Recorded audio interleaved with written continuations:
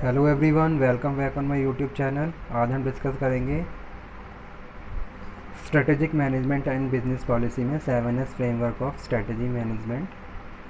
ठीक है, major implications of 7S framework in strategic management and business policy.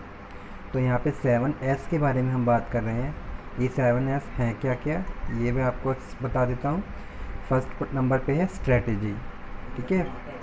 Second है structure, system, shared values, style, staff and skills. ठीक है, किसी भी ऑर्गेनाइजेशन की सक्सेस के लिए, for their achievement of goals, completion their objectives, 7S framework play very important role.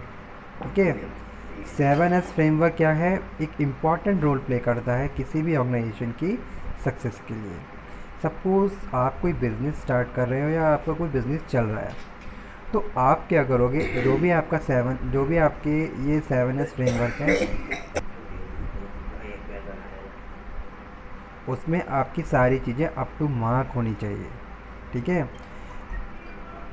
हमारी जो भी day to day business practices होती हैं, जो भी हमारे टारगेट्स होते हैं, जो भी हमारे टास्क होते हैं, उन टास्क को हमें बहुत एफिशिएंसी के साथ कंप्लीट करना होता है। ठीक है, अब हम यहाँ पे बात कर रहे हैं किसकी, 7S फ्रेमवर्क की। तो ये जो 7S फ्रेमवर्क हैं, अपनी अपनी साइड पे, अपनी अपनी प्लेस पे इम्पॉर्टेंट रोल प्ले करते हैं। ठीक है, जैसे कि फर्स्ट वन है स्ट्रेटेजी।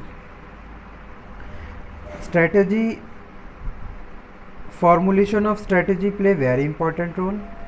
सपोज़ कोई भी ऑर्गेनाइजेशन है, तो उसका स्ट्रेटेजिक इंटेंट यानी कि उसके कुछ ना कुछ विज़न, मिशन, गोल्स, ऑब्जेक्टिव्स होते हैं। अब कंप्लीशन ऑफ देयर विज़न, जो भी उनके गोल्स ऑब्जेक्टिव्स हैं, तो वो ऑर्गेनाइजेशन क्या करेगी, स्ट्रेटेजी पे काम करेगी कि किस तरीके से मैं अपने इन ऑब्जेक्टिव्स को कंप्लीट करूँ और कैसे अपने गोल्स को अचीव कर लूँ। ठीक है, तो वो पहली हम बात करें किसकी, स्ट्रेटेजी की, कि आप क्या करोगे, आप स्ट्रेटेजी को फॉर्मुलेट करोगे, देन फिर आप उस स्ट्रेटेजी को इम्प्लीमेंट करोगे। ठीक है, तो जो स्ट्रेटेजी है, स्ट्रेटेजी क्या है, हमारी प्लानिंग और डिसीज़न मेकिंग कि किस तरीके से हमें आगे किस डायरेक्शन में मूव करना है। उसके लिए आपने क्या करा, स्ट्रेटेजी बनाई, the plan device to maintain and build competitive advantage over the competition. ठीक है, मार्केट में कैसे आप कॉम्पिटिटिव एडवांटेज गेन करते हुए सबसे आगे बढ़ सकते हो, this is depend on your fruitful strategy, कि आपने कितनी इफ़ेक्टिव और कितनी सक्सेसफुल स्ट्रेटेजी को फॉर्मुलेट किया है।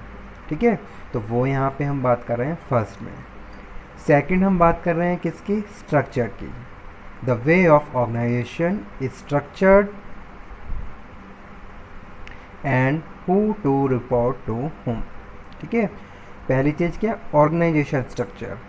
Organisation is divided into different sub departments and sub departments.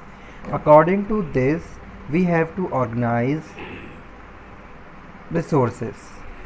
ठीक है, अब कौन किसके अंडर में काम करेगा, कौन किससे रिपोर्ट करेगा, ये सारी चीज़ें भी हमें प्रॉपरली स्ट्रक्चराइज करनी चाहिए, ताकि हम हर एक रिसोर्स को, हर एक के एफर्ट्स को ऑप्टिमम यूटिलाइजेशन करते हुए अपने डे टू डे टास्क हैं उनको कंप्लीट करें। हम बात कर रहे हैं स्ट्रक्चर में, द वे और the organisation is structured and who to report whom. उसमें भी हमने बहुत सारे ऑर्गेनाइजिंग या फिर ऑर्गेनाइजेशन स्ट्रक्चर की बात करी थी। जैसे आपने अगर हम बात करें, आपको रिमेंबर हो, फंडामेंटल ऑफ मैनेजमेंट में आपने प्रॉपर पढ़ा था ऑर्गेनाइजेशन चार्ट के बारे में, ऑर्गेनाइजेशन स्ट्रक्चर के बारे में। तो उसमें हमने हॉरिजॉन्टल, वर्टिकल, बहुत कई तरीके के स्ट्रक्चर्स की बात करी थी। तो जो भी हमारी इंडस्ट्री, जो भी हमारी कंपनी की हमारी सिचुएशन है, ठीक है, अब आपकी स्मॉल इंडस्ट्री है, लार्ज इंडस्ट्री है, उसके हिसाब से आप क्या करोगे, अपने ऑर्गेनाइजेशन को स्ट्रक्चराइज करते हो। ठीक है, तो वो चीज़ यहाँ पे हम बात कर रहे हैं। उसके बाद है सिस्टम। अब आपने क्या करा, अपनी ऑर्गेनाइजेशन के लिए एक सिस्टम भी रेडी किया है। सिस्टम में हम बात कर रहे हैं प्रोसीजर की, प्रोसेस की, कि किस तरीके से आप किस प्रोसीजर में आपके एम्प्लॉयज़ काम करेंगे, ठीक है, कौन किस तरीके की जॉब रिस्पॉन्सिबिलिटी को डन करेगा। The daily activities of procedure that staff member engage in to get job done. ठीक है, इसमें स्टाफ मेंबर क्या हो रहे हैं, एंगेज हो रहे हैं और वो अपनी अपनी टास्क अपनी अपनी जॉब को कंप्लीट कर रहे हैं। यहाँ पे बात कर रहा हूँ सिस्टम की। सबका अपना अपना, हर ऑर्गेनाइजेशन का अपना सिस्टम होता है और उस सिस्टम में रह के हमें अपनी जॉब को डन करना होता है। उसके बाद मैं बात कर रहा हूँ शेयर्ड वैल्यूज़ की। ठीक है, शेयर्ड वैल्यू मैं सपोज़ मेरा कोई न्यू वेंचर स्टार्ट होने जा रहा है, तो मेरी क्या वैल्यूज़ हैं, क्या मेरे बिलीव्स हैं, किन एथिक्स पे मैं काम कर रहा हूँ। ठीक है, क्या कल्चर है मेरी ऑर्गेनाइजेशन का। तो ये सारी चीज़ें भी इम्पॉर्टेंट रोल प्ले करती हैं किसी भी ऑर्गेनाइजेशन की सक्सेस के लिए। ठीक है, जैसे मैं यहाँ पे एग्जांपल कोड कर देता हूँ तो आपको बेटर अंडरस्टैंड हो जाएगा कि क्या है ये। जैसे सपोज़ मैं कोई भी कंपनी चला रहा हूँ। ठीक है, मेरी कोई भी ऑर्गेनाइजेशन रन हो रही है, तो अब मैं क्या कर रहा हूँ, अपने बिजनेस के लिए तो मैं कॉन्शियस हूँ ही, उसके साथ साथ मैं सोसाइटी के लिए भी कॉन्शियस हूँ, मैं एनवायरनमेंट के लिए भी कॉन्शियस हूँ। ठीक है, तो मेरे वैल्यूज़ और मेरे जो बिलीव्स हैं वो उसमें मैंने उन सारी चीज़ों को इंक्लूड किया हुआ है कि अगर मैं बिज़नेस रन कर रहा हूँ तो मैं बिज़नेस के साथ साथ और सारी चीज़ों के लिए भी क्या है, बहुत ज़्यादा अवेयर रहूँ।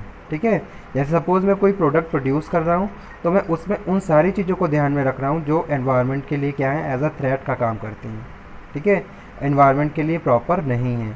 मुझे कोई भी ऐसी प्रैक्टिस को फॉलो नहीं करना है जिसका इफ़ेक्ट सोसाइटी पे पड़े या फिर उसका इफ़ेक्ट एनवायरनमेंट पे पड़े। ठीक है, तो वो इस तरीके से हम बात कर रहे हैं वैल्यू। आपकी वैल्यूज़ क्या हैं, किस वैल्यूज़ पे आप काम कर रहे हो और किन वैल्यूज़ पे अपनी ऑर्गेनाइजेशन को रन कर रहे हो। उसके बाद है स्टाइल, कौन सा स्टाइल आपने फॉलो किया है अपनी ऑर्गेनाइजेशन को रन करने के लिए।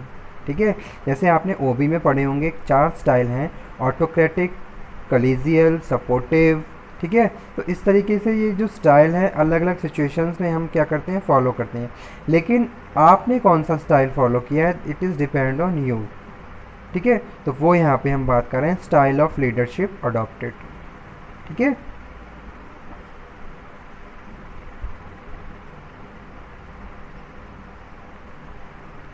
उसके बाद हम बात कर रहे हैं staff also very important term for organisation, employees and their general capabilities. ठीक है, capabilities also comprise the completion of task. किस तरीके से कोई एम्प्लॉय अपने टास्क को कंप्लीट कर सकता है, उसकी क्या क्या कैपेबिलिटीज़ हैं, ये सारी चीज़ें हम यहाँ पे बात कर रहे हैं।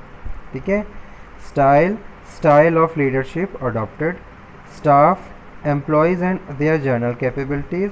उसके बाद हम किसकी बात कर रहे हैं, that is skills, actual skills and competency of employees working in company.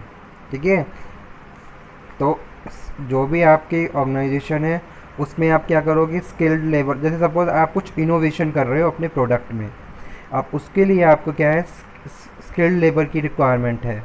ठीक है, तो आप उसी हिसाब से जो भी वैकेंट पोजीशन सीट्स हैं उनको फिल करोगे ताकि आप क्वालिटेटिव गुड प्रोड्यूस करो और मार्केट में उसको लेकर आप आओ। ठीक है, तो जो 7S फ्रेमवर्क है ये आपस में क्या है, इंटरकनेक्टेड है, जैसा कि डायग्राम में दिखाया गया है। ठीक है, स्ट्रक्चर को हमने यहाँ पे कनेक्ट किया है किससे, स्ट्रेटजी से, सिस्टम से, यानी कि जितने भी ऐसे हैं आपस में सारे क्या है, इंटर रिलेटेड हैं। जहाँ हम बात करें शेयर्ड वैल्यूज़ की, तो shared value strategy, skills, system और स्टाइल सबको कोरिलेट कर रही हैं। ठीक है, ये था 7S framework of strategic management. Okay, thank you very much.